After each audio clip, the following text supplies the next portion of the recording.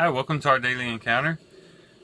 Today we read Titus and Philemon, but our devotion is going to come from Titus. And Titus is a very practical book. Paul is instructing Titus on some things that he needs to teach the various churches there in Crete. And he was to establish some leadership in these churches as well. But apparently these Cretans were pretty rough fellows. Matter of fact, Paul even quotes from one of their own people who said that Cretans are always liars, evil beasts, lazy gluttons. And so this was a rough crowd of people that had been converted over to the Christian faith. And as you might imagine, perhaps some of those influences crept into the church. And just by reading the epistle, you can tell that there was some friction, some things going on within these churches that Titus needed to straighten out.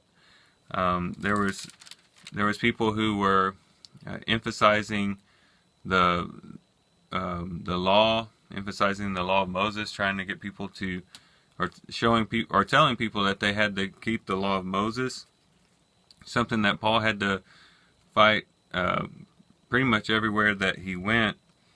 But they were people who were also involved in foolish controversies and genealogies and strife and disputes about the law that were unprofitable and worthless, he says in chapter 3 and verse 9.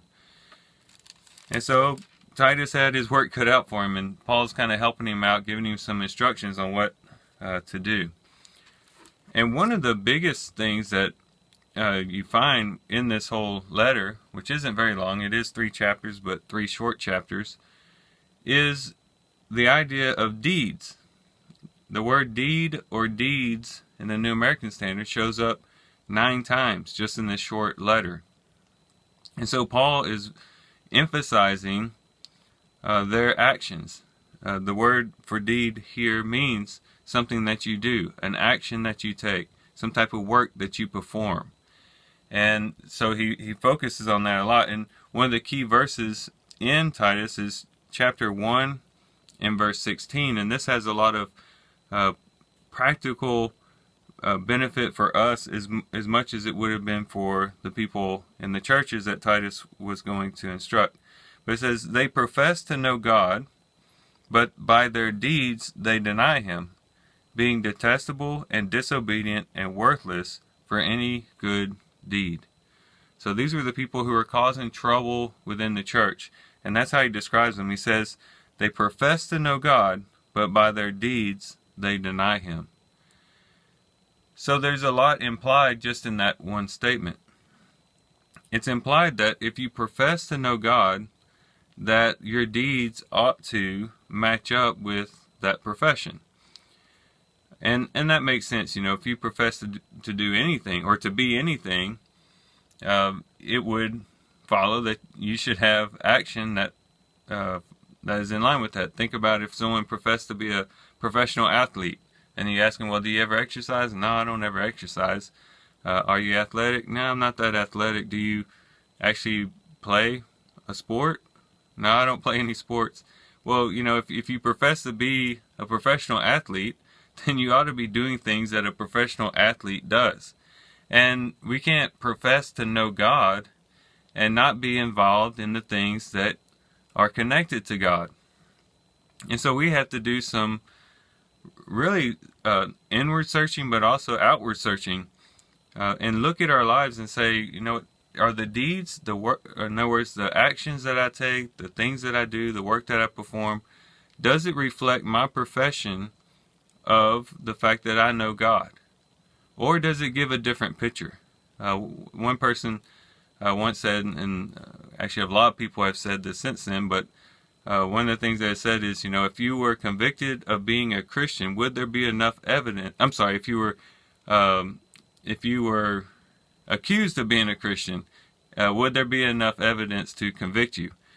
And that's definitely true. You know, is there enough things in your life that would definitely say, hey, this guy is definitely, or this gal is definitely a person who knows God, who lives their life for God, who not only professes that they are a Christian, but actually lives the life. And if you want to know what types of deeds you ought to be involved in, well, you're in good luck, because the book of Titus is a very good starting point, because there's just so many different things that are brought out in Titus. The older men, the older women, the younger men, things that they ought to be focusing on, servants to the masters, just a whole bunch of things, being subject to the rulers and the authorities, in other words, to the government, just a whole array of things that we could do. And all of these things are based upon and should be supported by us knowing God and who we are in God. And we've talked about that before in a previous devotion. It's not that we are just engaged in deeds because for the sake of the deeds themselves, but because God has made us a new person. We are His children. We are born of God, and now we express that new life through the actions that we take. So these are some things to think about, especially since we'll be going to church this morning.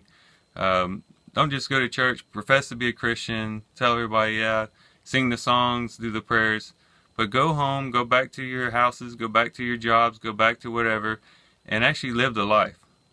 You know, put the boots on the ground, as they say, and really put to life the profession that you make. So, thank you guys for watching the video. Love you guys. Hope you guys have a great day. God bless.